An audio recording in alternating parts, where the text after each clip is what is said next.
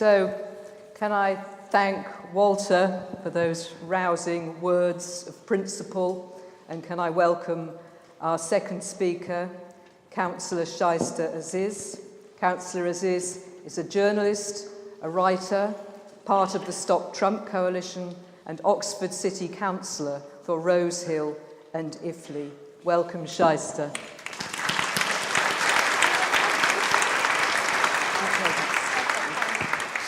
Hi, good morning, everyone. First of all, thank you to Kate and all the organisers for putting today's event on. I think it's very, very crucial that we really start understanding the full nature of the threat that is impacting so many people's lives.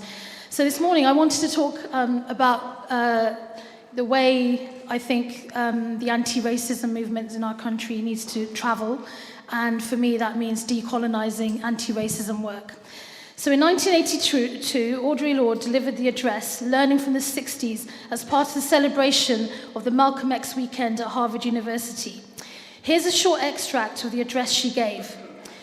Within each one of us, there is some piece of humanness that knows we are not being served by the machine, which orchestrates crisis after crisis and is grinding all our futures into dust.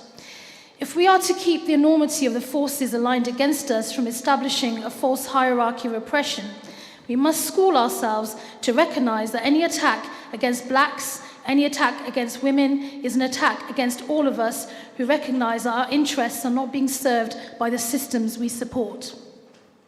Each one of us here is a link in the connection between anti-poor legislation, gay shootings, the burning of synagogues, street harassment, attacks against women, and resurgent violence against black people. Now, this was an address that Audre Lorde gave decades ago, and here we are again.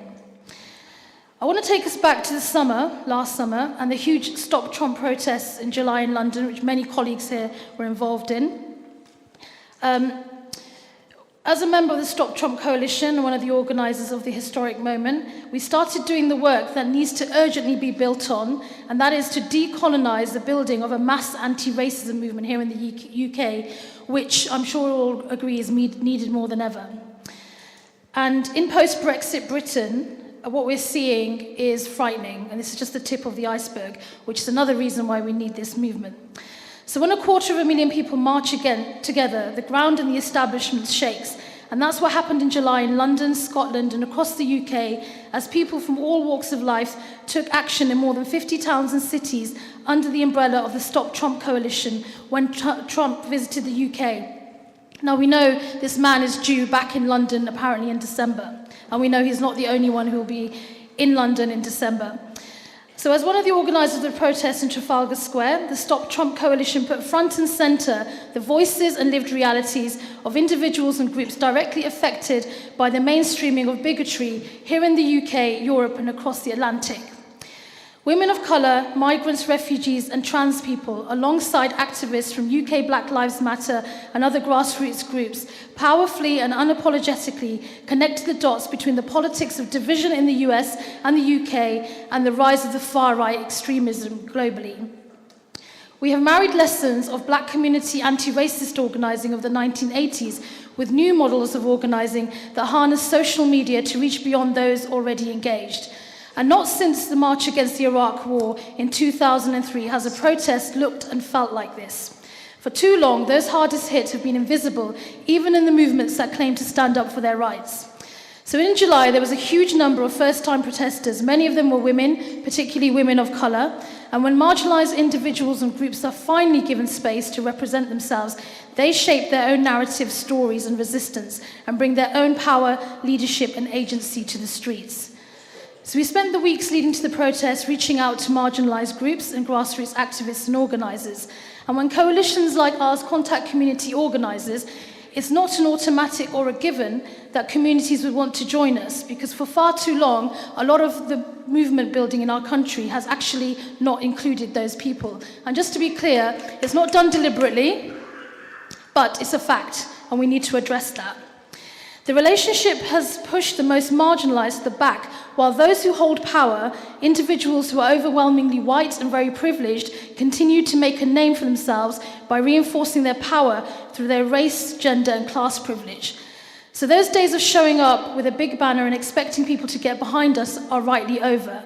The tone of protest building and who gets to speak and represent and lead people is political. Who gets to access resources, money, and funding is political. Who gets to access the media and is given a platform to share their message is political.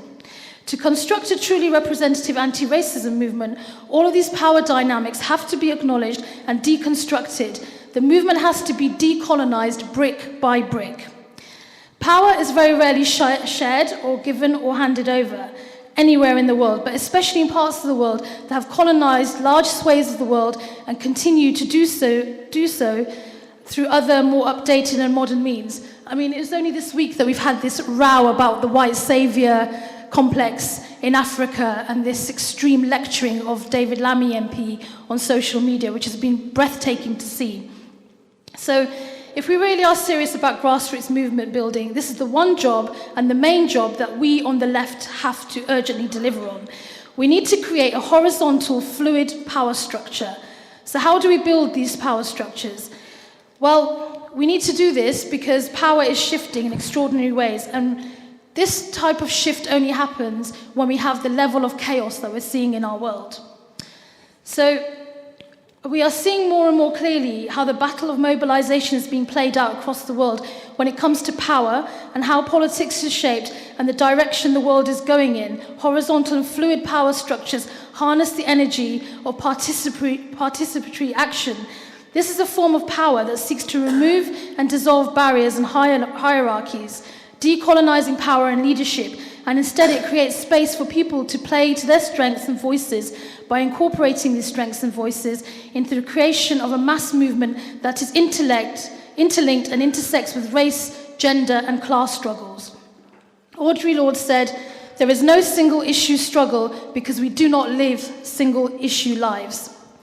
Over in the USA, we can see this being played out in the March for Our Lives movement, the Movement for Black Lives, and 350degrees.org. The Women's March and the Tea Party, a new wave of people-powered actions, is flipping the script and in some ways confounding traditional organizations that have been unable to convert into fluid social movements. And these are the movements that we need to urgently build on the left. Last year, we saw the formation of the Me Too movement, second time around. The movement started, as we all know, by African-American woman Tarana Burke in 2006 to provide women of colour from working-class backgrounds with the terms and language they could use to describe the gender, race and class-based exploitation and abuse that is part of their daily reality. So I'm just going to finish up on that point. I think that we have a lot of work to do, and I believe that we have so many experienced people in this room that we can all learn from, but we do need to constantly question our motives and how we're building movements. And if we are very serious about addressing this extreme threat that we're facing, then we need to start working in different ways as well. Thank you very much.